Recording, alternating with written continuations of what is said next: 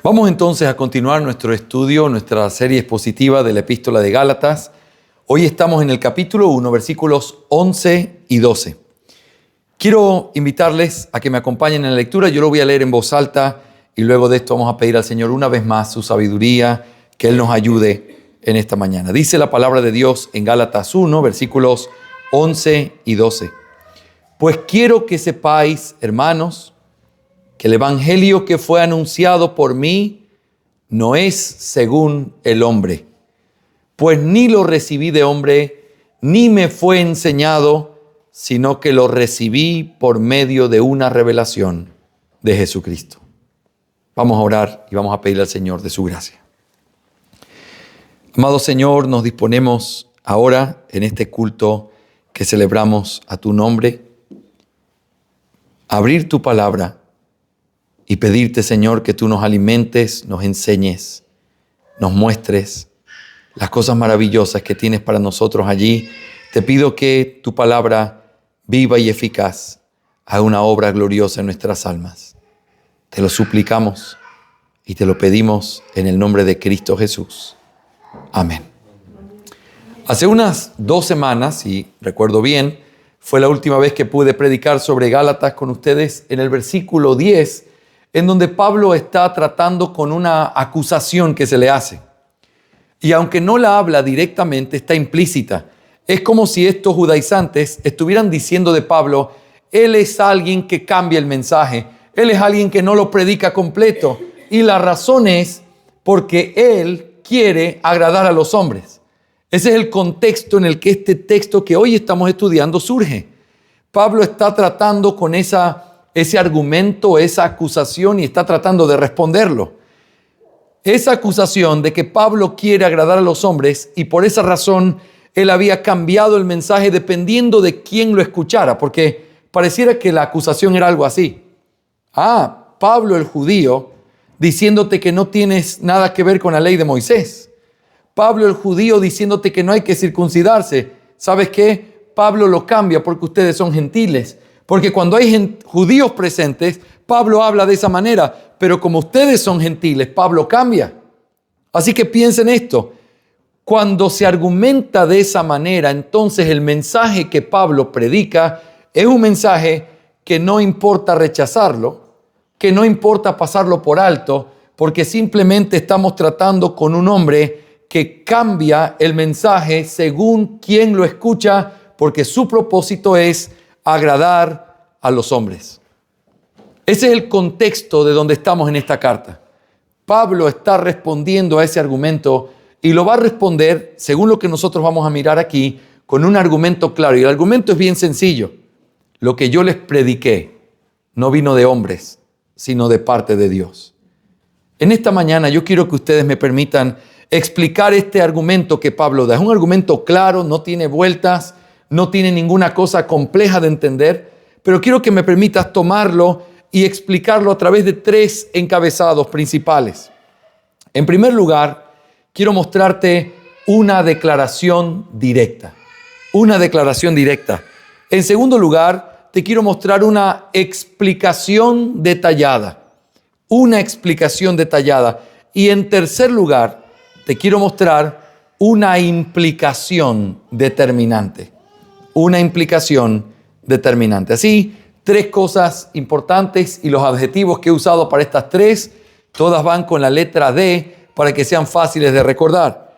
Una declaración directa, una explicación detallada, una implicación determinante. Así que consideremos nuestro texto y veamos cómo Pablo responde a esta acusación que se le hace.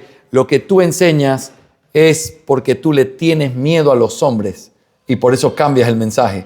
Pablo va a responder de una manera clara. Y en primer lugar, lo hace con una declaración directa. Mira conmigo el versículo 11 y consideremos estas palabras y meditemos en ello. Dice Pablo, pues quiero que sepáis, hermanos, que el evangelio que fue anunciado por mí no es según el hombre. El evangelio que fue anunciado por mí no es según el hombre. Esa es la declaración directa que hace Pablo. Esa es la declaración que no requiere explicaciones. Yo recibí de parte de Dios todo lo que yo les he compartido.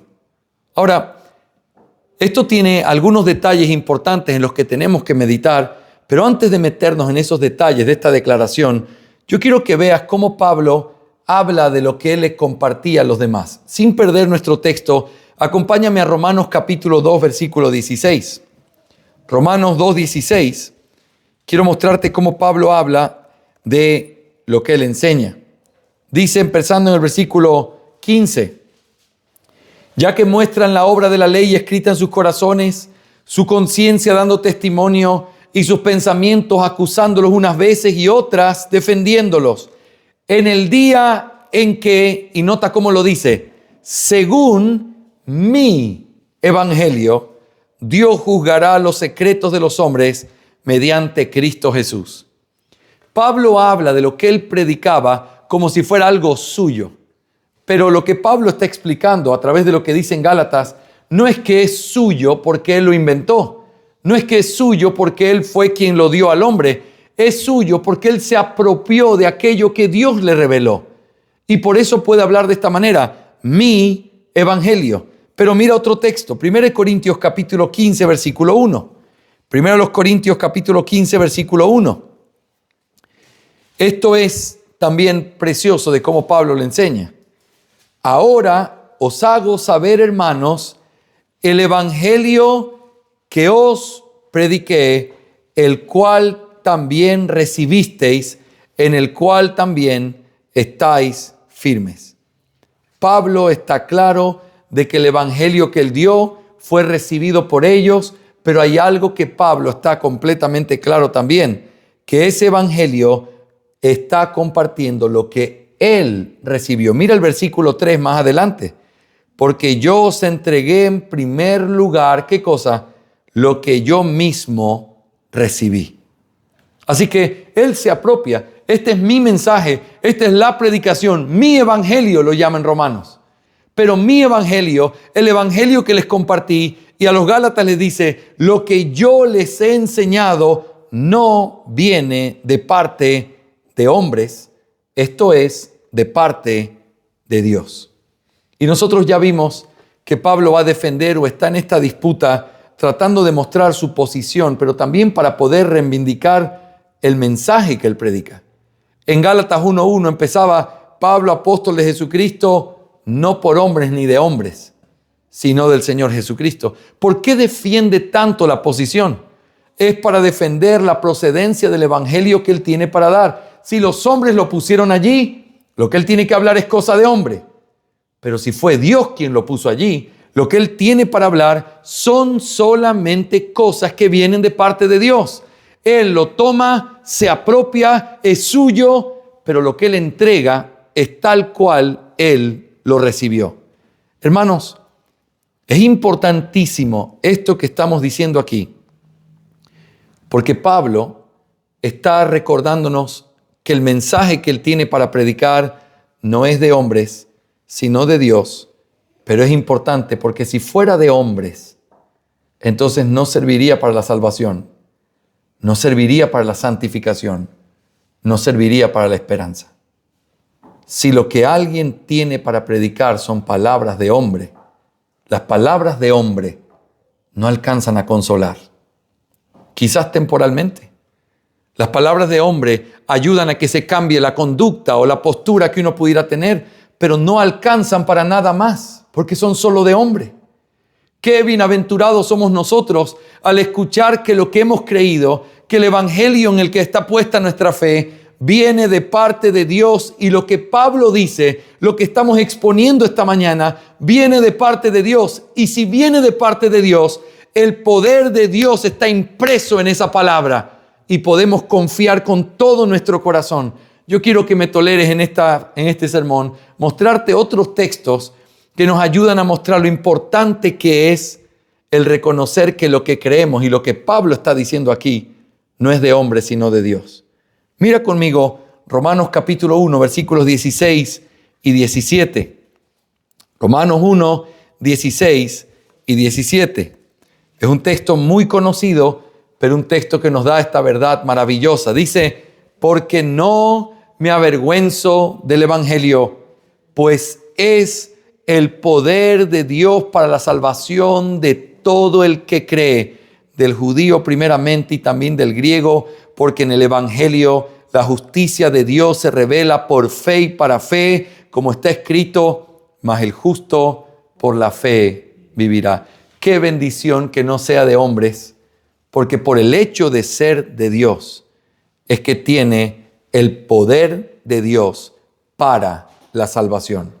Hermanos, ¿en dónde radica la confianza de que un mensaje que aparentemente no es tan llamativo, que es hasta absurdo o contradictorio en la mente de muchos, hasta qué punto nosotros podemos descansar y confiar en ese evangelio que no es llamativo, que no tiene glorias, que no está rodeado de milagros que la gente pudiera simplemente mirar, sino que es un mensaje sencillo pero claro? ¿De dónde viene nuestra confianza? En que ese mensaje es poder de Dios porque viene de parte de Dios. Miren lo que dice Pablo también en 1 Corintios capítulo 1, y quiero que me acompañes a mirar el versículo 18 y también el versículo 24. 1 Corintios capítulo 1, versículo 18, se vuelve a repetir la idea de que el evangelio es poder para salvar. Mira lo que dice, porque la palabra de la cruz es necedad para los que se pierden, pero para nosotros los salvos es poder de Dios. Versículo 24 ahora.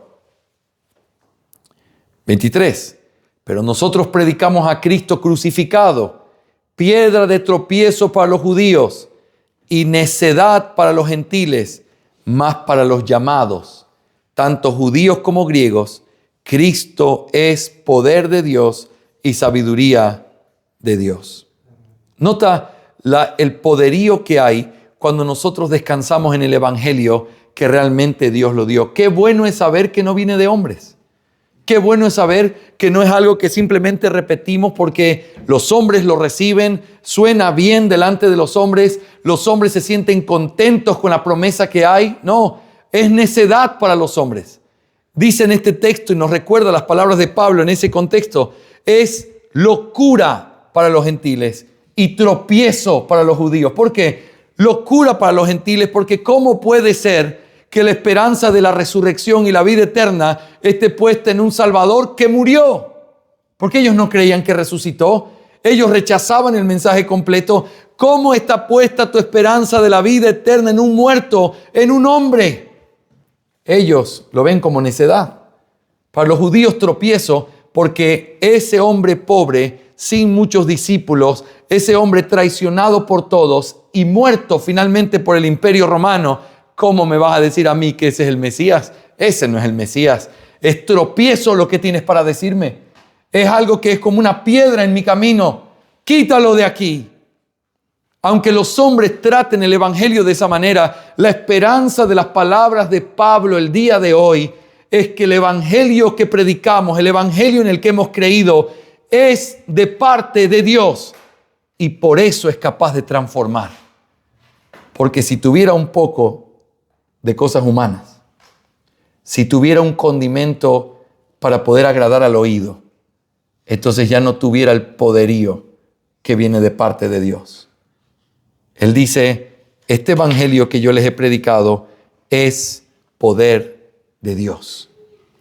Cuando nosotros afirmamos que lo que Pablo dijo es de Dios, entonces podemos confiar en que tiene el poder de Dios para salvación. Mira un texto más que es extraordinario.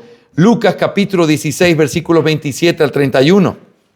Lucas capítulo 16, versículos 27 al 31. Esto está en la historia o la parábola del joven rico, no del joven rico, del rico y Lázaro, en donde hay una visión llena de muchas figuras, por cierto, pero en esta visión se ve al rico sufriendo en el lugar intermedio, sufriendo por causa de haber no creído en vida. Pero es interesante la conversación que tiene él con Abraham. Nota lo que dice el versículo 27 y cómo se conecta esto con la Escritura.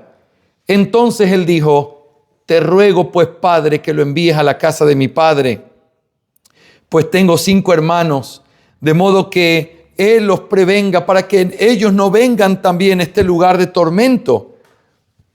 Pero Abraham dijo, ellos tienen a Moisés y a los profetas, que los oigan.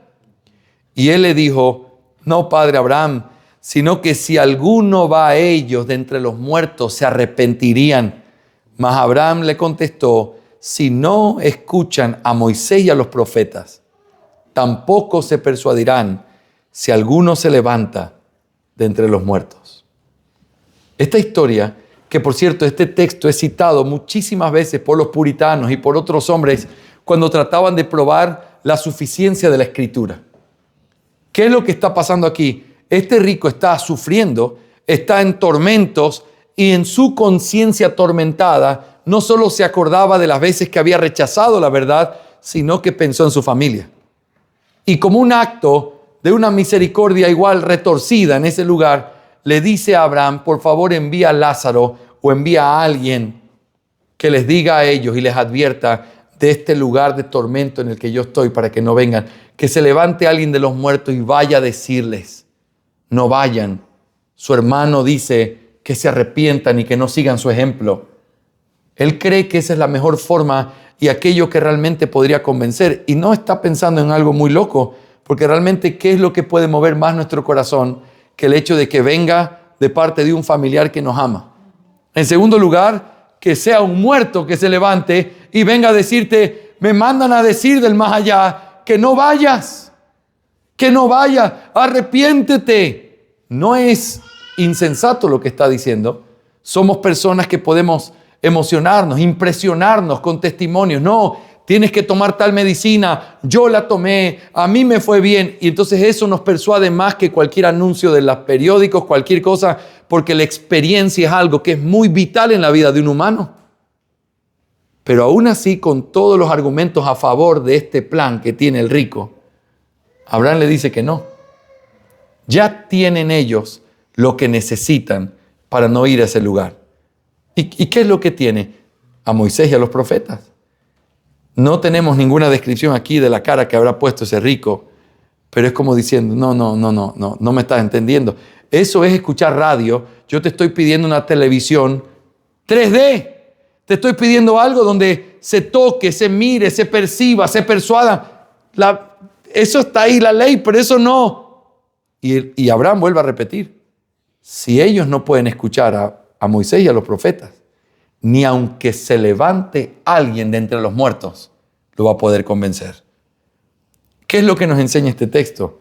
El poder de Dios, la suficiencia de la Escritura, la capacidad que la Biblia tiene por venir de parte de Dios, por encima de las experiencias, por encima de los testimonios, por encima de la persuasión humana, por encima de lo que los hombres podemos ver. La Biblia tiene un poder y el Evangelio tiene un poder capaz de transformar las almas porque es poder de Dios. Qué bueno es escuchar que Pablo diga, lo que yo les enseñé no es de hombres, es de parte de Dios.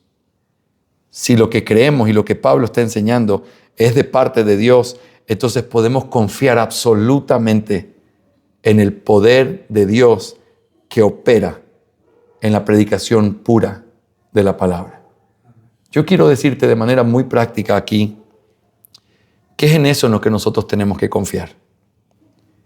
Cuando tengo hermanas en Santo Domingo que tienen esposos inconversos, a veces llegan los sinvergüenzas, estamos predicando y van llegando tarde y se sientan ahí atrás y me mira de atrás y me hace así, el esposo inconverso. Y yo le hago algún gesto para que sepa que lo vi, que me da gusto tenerlo ahí. Y la hermana viene a veces como diciendo, ay pastor, viene a la mitad del sermón. Y yo le dije, hermana, siempre les repito lo mismo, hermana, mientras se predique la palabra y ellos la escuchen, tenemos esperanza. Porque no es la persuasión humana. Pastor Jorgito, vaya usted y háblele, porque usted le tiene así como una sutileza para decirle, no son las palabras de los hombres. No son los testimonios de los hombres. No es decirle, mira, a mí me pasó, mira lo feliz que estoy, mira cómo Dios me ha bendecido, mira la linda familia que tengo. nada de eso es capaz de transformar al hombre, solo el Evangelio. Ese Evangelio no adulterado, ese Evangelio que no tiene mezcla con cosas de hombres, ese Evangelio que para los hombres y los ojos humanos puede ser descartable, porque no tiene cosas impresionantes para dar. Es que lo impresionante es que cuando se abre la palabra se desata el poder de Dios capaz de transformar las almas y dar vida eterna. ¿Qué es lo que movía a misioneros a irse a diferentes lugares? Como William Carey yéndose a la India. Él creía y confiaba en dos cosas. Número uno, confiaba en la elección soberana de Dios y decía, en ese mundo de oscuridad, seguramente Dios tiene ovejas y lo que necesitan es escuchar la voz de su pastor y vendrán a él y se arrepentirán. Y así es como empezó la misión, yendo a la India en un tiempo en que nadie había escuchado el nombre de Jesús ahí. Pero por el otro lado, también confiaba en el poder de la palabra. No es mi persuasión, no es la cultura, no es el idioma que yo hable, aunque sea torpe y aunque no lo hable como ellos, no importa nada de eso. No es la forma en la que yo sea, no es mi cultura, no es lo que les llame la atención, no es nada que enfoque su atención en el hombre y los convenza de algo terrenal. Es cuando el poder de Dios se abre y transforma el alma. Eso es lo que es capaz de salvar. Y por eso Pablo estaba tan confiado y como veremos en nuestro último encabezado de hoy, por eso habla de manera tan solemne. Porque al rechazar las palabras de Pablo, lo que estaban rechazando era el poder de Dios, a Dios mismo y la única capacidad que hay de poder venir a Él en arrepentimiento y fe. Cuando tú rechazas la Escritura y tomas palabras de hombre, tú estás perdiendo todo lo que la palabra de Dios tiene y lo que el mensaje de Dios tiene por ser el mensaje de Dios. No solamente es para salvación, también lo es para nuestra vida y para transformarnos en lo que somos. En 2 Timoteo capítulo 3, Pablo dice que las Sagradas Escrituras son capaces de hacer sabio a alguien para la salvación. Y ese sabio es incluso un niño. Y que desde la niñez ha sabido las Sagradas Escrituras, las cuales te pueden hacer sabio para la salvación que es en Cristo Jesús. La Escritura tiene el poder de hacer sabio a un niño para que entienda el Evangelio.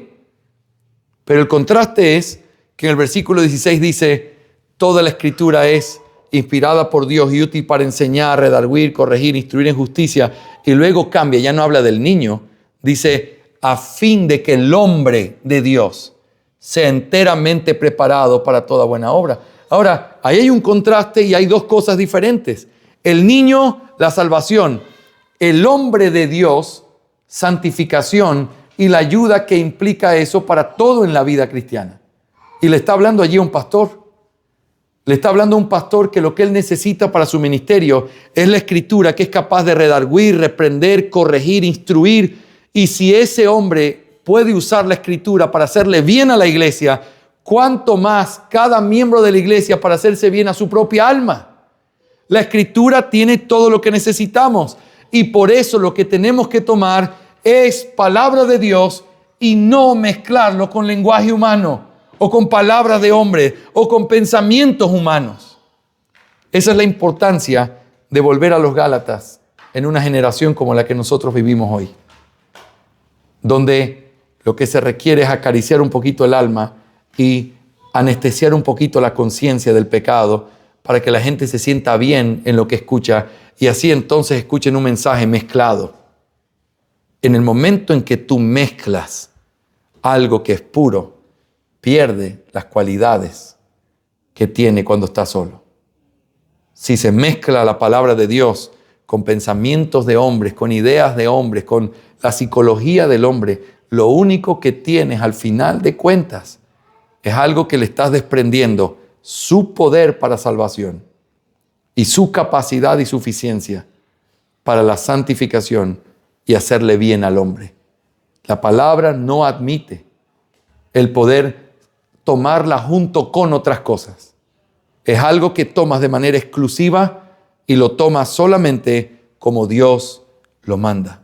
De hecho, déjame decirte una cosa más en este primer encabezado. Es lo único que realmente puede consolar.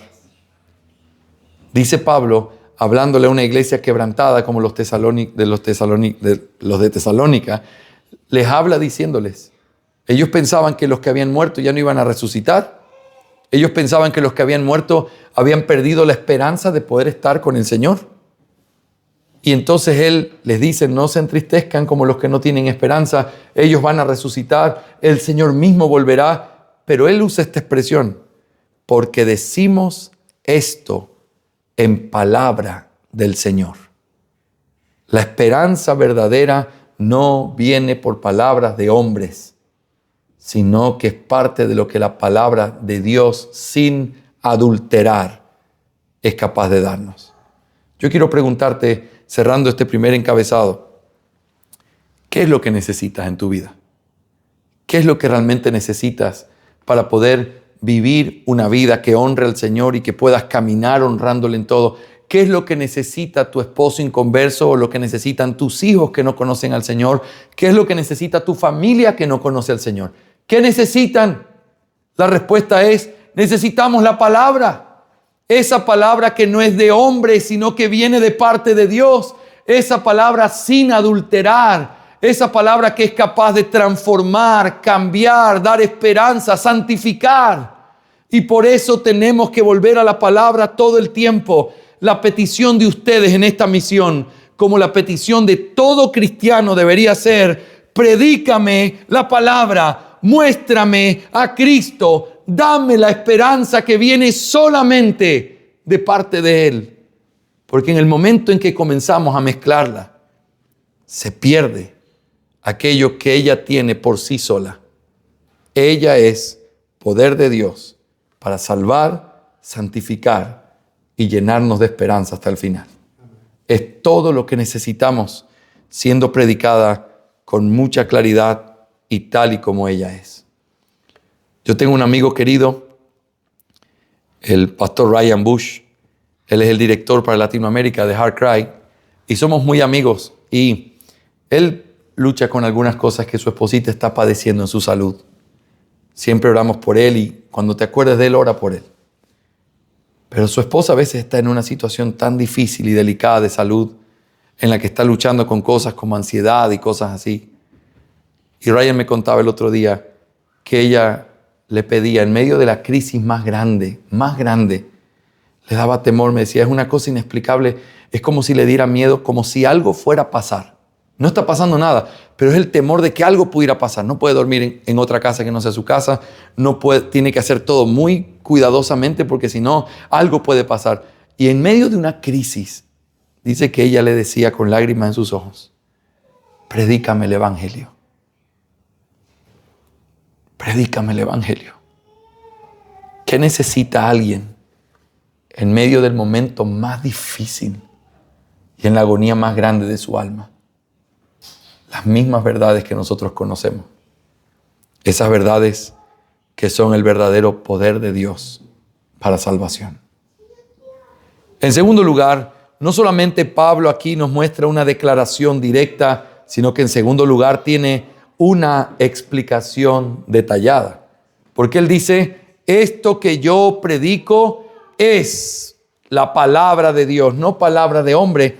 Pero entonces él explica los detalles. Ya es claro lo que dijo, pero ahora da una explicación detallada que tiene dos cosas o dos detalles importantes allí.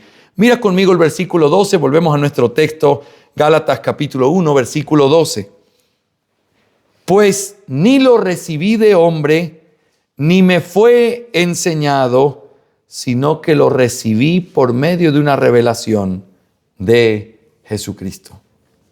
Dos cosas que deja clara como parte del detalle de que esto realmente venía de parte de Dios. Lo primero es que él reafirma, no lo recibí de hombre, no lo recibí de hombre. Esto significa, no lo aprendí de otro. Lo que estoy diciendo no es algo que un hombre me enseñó o que yo fui capacitado en esto. De hecho, ni siquiera para decir que es palabra de hombre, sino ni siquiera, aun cuando sea palabra de Dios, yo no lo recibí de ningún hombre. Nadie me lo enseñó. El Señor me lo reveló. Ahora, pensando en esta primera parte, no lo aprendí de otros. El contexto de nuestro pasaje es clarísimo. De hecho, el primer capítulo y el segundo, en una buena parte, tienen que ver con el desarrollo de este argumento. Lo que tú tienes es palabra de hombre. No, no es. Viene de Dios. Y yo no lo recibí de hombres y te lo voy a demostrar.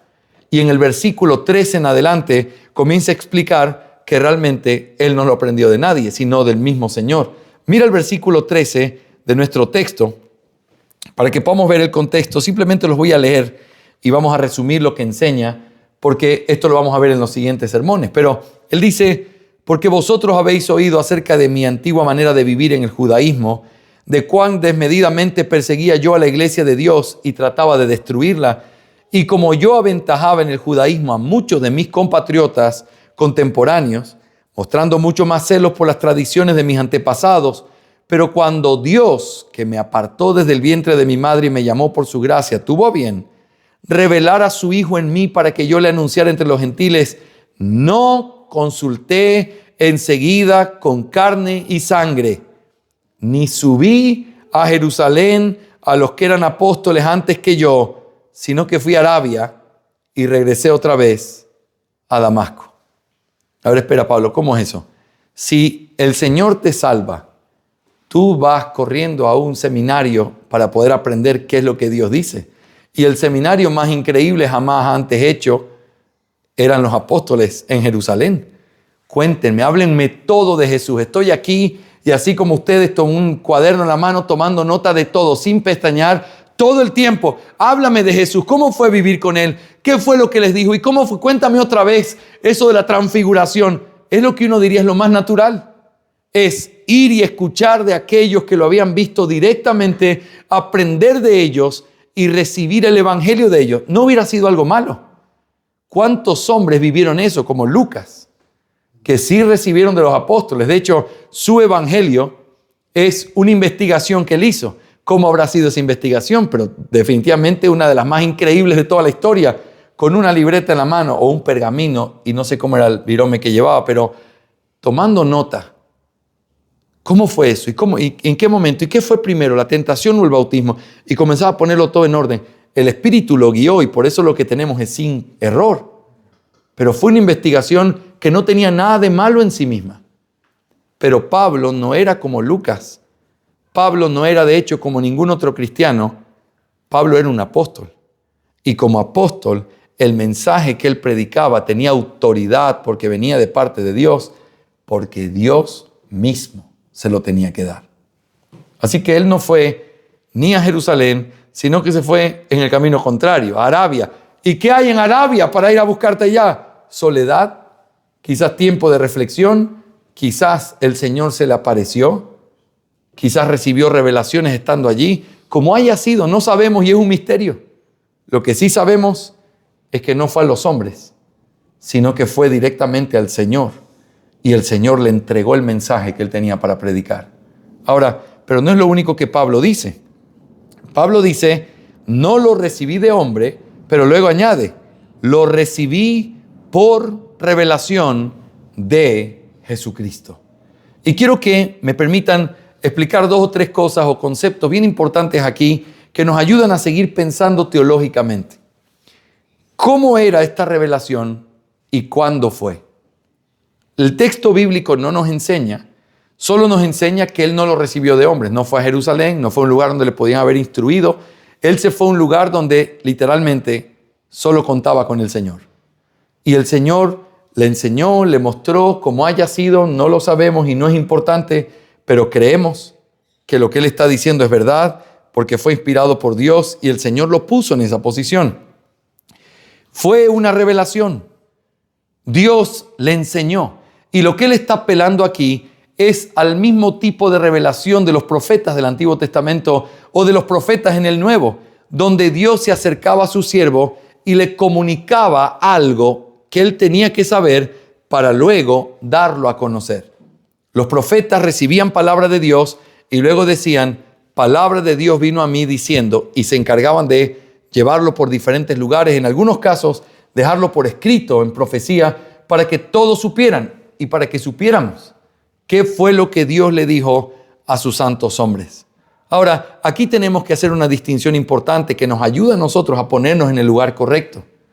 Hebreos 1:1 dice que en ese tiempo de antes, Dios revelaba su voluntad a través de los profetas a los padres, pero que en este último tiempo nos ha revelado por medio del Hijo.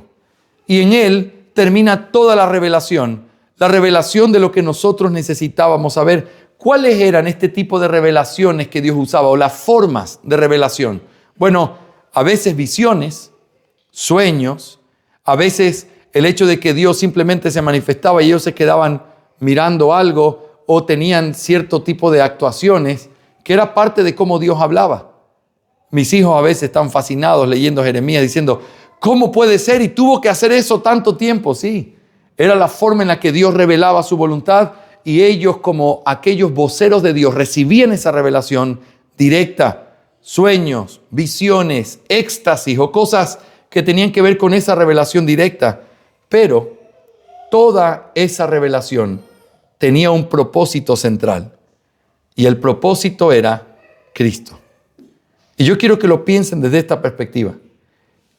Cuando Cristo estaba por venir o cuando se prometió, todo lo que se prometía tenía que ver con Cristo y tenía que ver con cómo sería, cuándo vendría, de qué manera haría, qué cosas haría en la tierra, cómo lo reconoceríamos, cómo sería su reino. Todo eso es de lo que habla la profecía. Cuando Cristo ya viene, Él es la última gran revelación, es lo que dice Hebreos 1:1 y 2.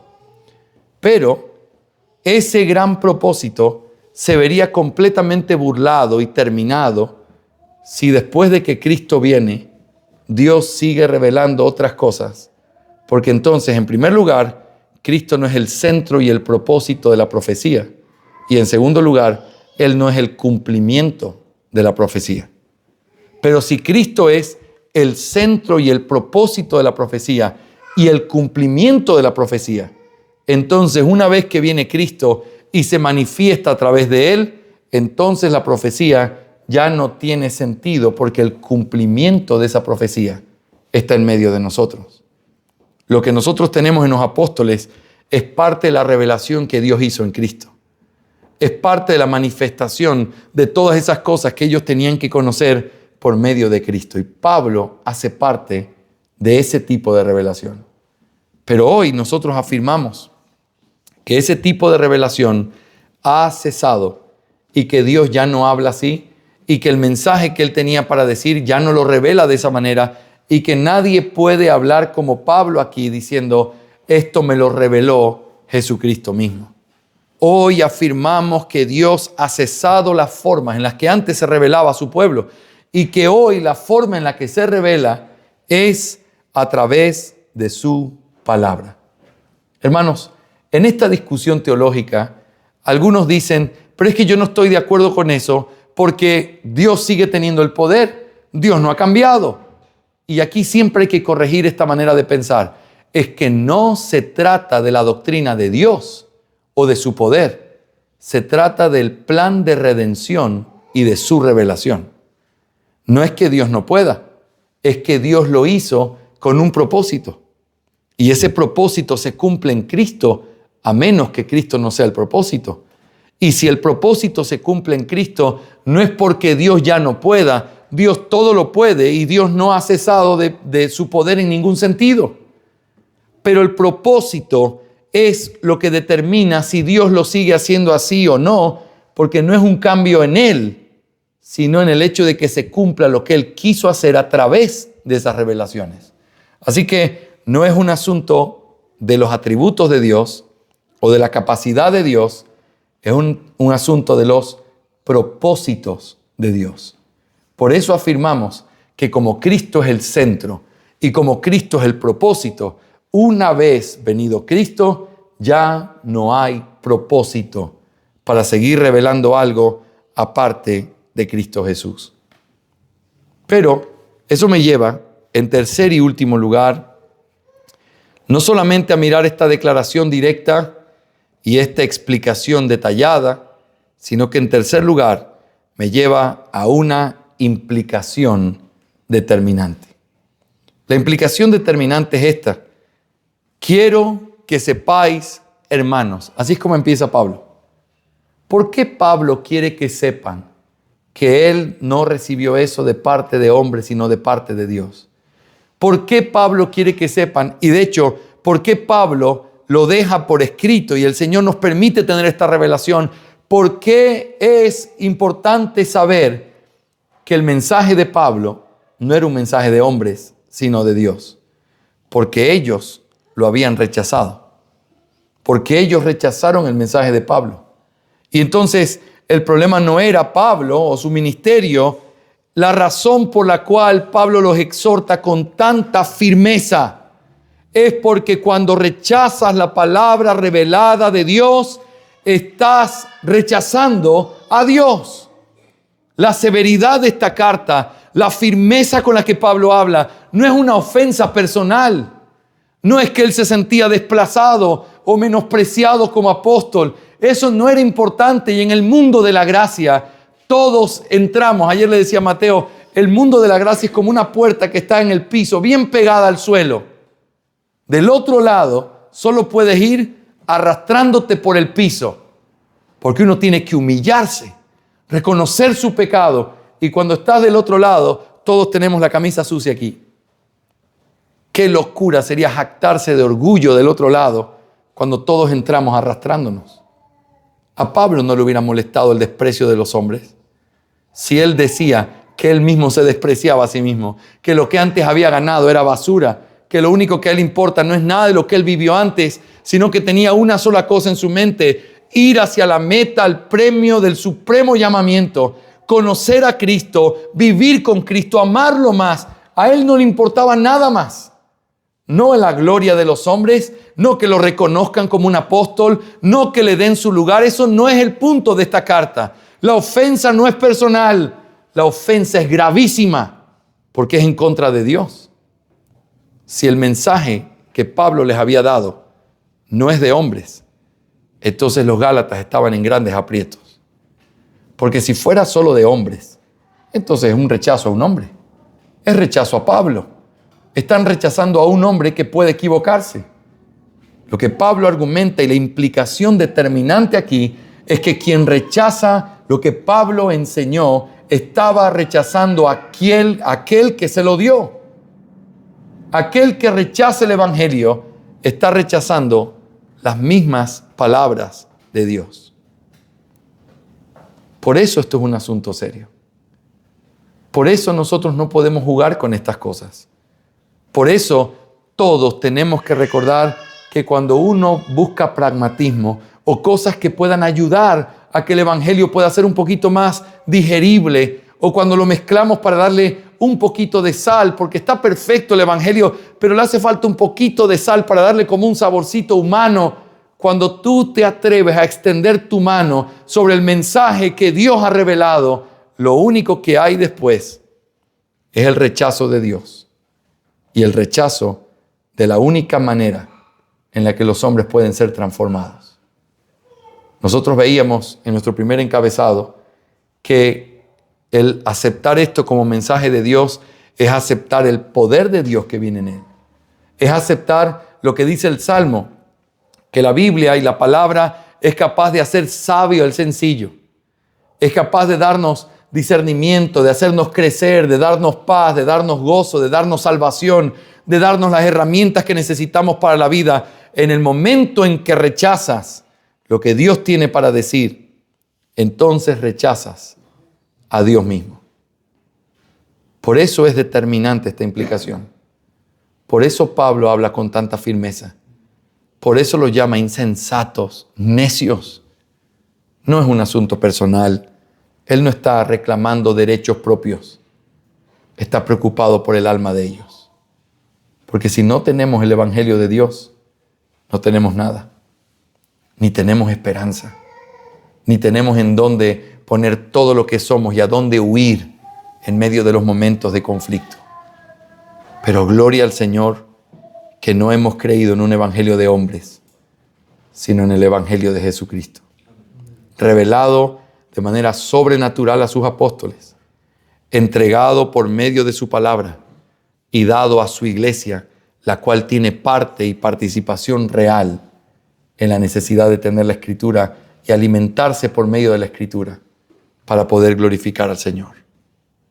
Hermanos, esta preciosa carta tiene advertencias solemnes que debemos oír.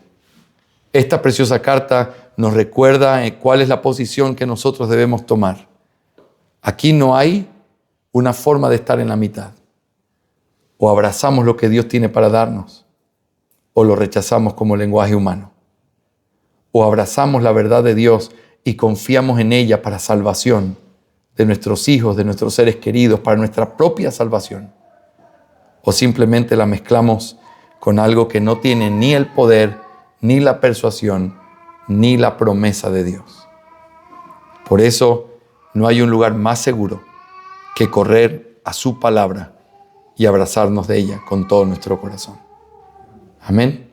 Amén. Lo que tus hijos necesitan es el Evangelio. Recordarles el Evangelio. Y así como la esposa de Ryan, y lo que tú necesitas es el Evangelio también. Vuelve a predicarlo, vuelve a escucharlo, vuelve a exponerte a él, porque el Evangelio no es el principio de nuestra vida cristiana. Es nuestra gran fortaleza y refugio, es todo lo que tenemos. Y ese Evangelio es suficiente para darnos la paz, el gozo, la esperanza y la seguridad que nosotros necesitamos. Amén. Amén. Vamos a orar en esta tarde dándole gracias al Señor por su palabra. Amado Señor, gracias por recordarnos estas preciosas verdades. Señor, haz crecer nuestra fe, porque reconocemos que al acercarnos a tu palabra, ciertamente podríamos tener tanto prejuicio en nuestra mente, tanta forma humana de pensar, que pudiéramos pensar, si tan solo se la usara de esta manera, o se dijeran estas cosas, o sí está bien, pero solo un poquito de ella. Señor, quita de nuestra mente nuestra falta de fe y ayúdanos a entregar nuestra vida entera y nuestra confianza en aquello que tú has revelado, porque solo en ello hay poder tuyo para salvación y santificación. Solo en ella hay palabras que pueden traer consuelo al alma más angustiada. Señor, ayúdanos a confiar en eso, al predicarla, al recordarla, al hacer nuestro devocional cada día, al hacer nuestras lecturas bíblicas, al leérsela a nuestros hijos, al tenerla como medicina bendita en los momentos de aflicción. Ayúdanos a creer lo que confesamos, que tu palabra viene de ti y que es nuestro privilegio tenerla en nuestras manos. Señor, como dirías en antaño por medio del rey Salomón, oh, si nos besaras con los besos de tu boca. Necesitamos tu palabra. Besa nuestros labios con tu boca, esa boca que trae esperanza y aliento de vida en medio de este peregrinaje. Te alabo, Señor, porque no hemos quedado huérfanos. No solamente nos diste al bendito Consolador, sino que nos dejaste tus palabras para que nuestra alma encuentre un ancla segura en la cual descansar. Tuya es la gloria, Señor.